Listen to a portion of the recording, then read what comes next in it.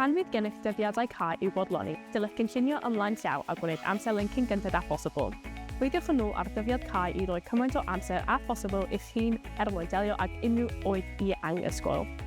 Os oes gennych asyniadau llusiog i'w cyflwyni ar un diwrnod, gwnewch yn siŵr eich bod yn ei gwneud mewn fesul tipyn fel y gallech eich gwblhau rai ohonynt ymlaen amser. Ar gyfer darnau mwy o waith, ceisiwch dorri dasg yn darnau llai a gyda trefnu amser unigol. Yn ogystal â gwneud i'r dasg deimlo'n haws athrun, bydd hefyd yn eich galluogi i bennu nodau realistig i'ch ffri'n hyn. Gallech hefyd ychwanegu revidion i'ch calendar i'ch atgoffa o'ch terfynau amser trweddol. Ar ôl i chi bennu eich amselen, cadwch eich hun ar y trywydd iawn gyda cynllun neu restr wythnosol o bethau i'w gwneud.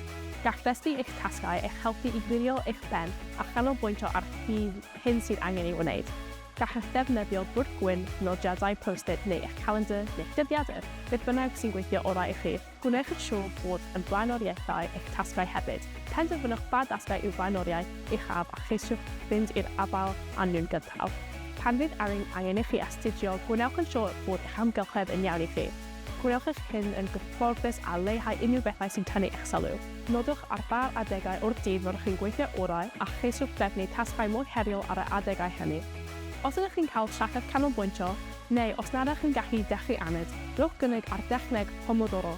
Pennwch un dasg i'ch chi chi'n weithio arni am 25 munud, heb adael i unrhyw beth dynnu eich sylw. Yna, rhowch seifiad o 5 munud i'ch hun. Gallwch hyd yn oed defnyddio amserydd i gadw eich hun ar y drywydd iawn. Ceisiwch gadwch nodiadau ac ffeiliau yn drefnus. Gallwch osod ffolderi pwrpasol i storio nodiadau, drafftiau a chyfernodau. Os ydych chi'n defnyddio enwau ffeiliau clir ac yn gwneud copi wrth gefn o'ch gwaith yn reolaidd, gallwch osgoi gwastraffu amser yn chwilio am ffeiliau cwrs. Mae seibiannau reolaidd yn bwysig i'ch lles, gych helpu i gynnal canolbwyntio ac yn hyflliant. Cymherwch ychydig funudau i ymestyn eich pwysau, bachu a diod a gyfforddus eich meddwl. Hyd yn oed pan fydd gennych llawer o waith, ceisiwch gynnwys adegau i wneud y pethau rydych yn ei mwynhau.